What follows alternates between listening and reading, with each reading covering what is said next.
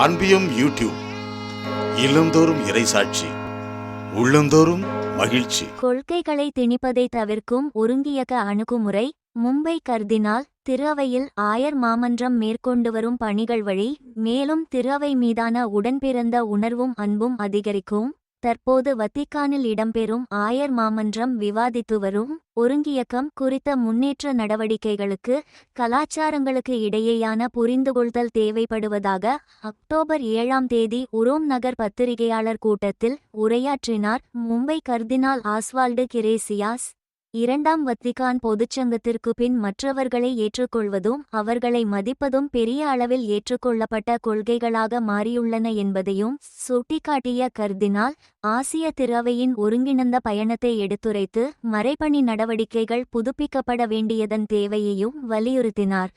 ஒன்றிணைந்து பணிபுரிதல் மற்றும் ஒன்றிணைந்து நடைபோடுதல் என்பவையே முக்கிய கருத்துக்கள் என்ற கர்தினால் பல்வேறு கலாச்சாரங்களை கொண்டுள்ள ஒரு நாட்டில் இறையரசை கட்டியெழுப்புவது அவசியம். ஆனால் அது மதமாற்றத்தை வலியுறுத்துவதன் வழி அல்ல, மாறாக வேறுபாடுகளை மதித்து அதற்குரிய உயரிய இடத்தை கொடுப்பதன் வழி என மேலும் கூறினார்.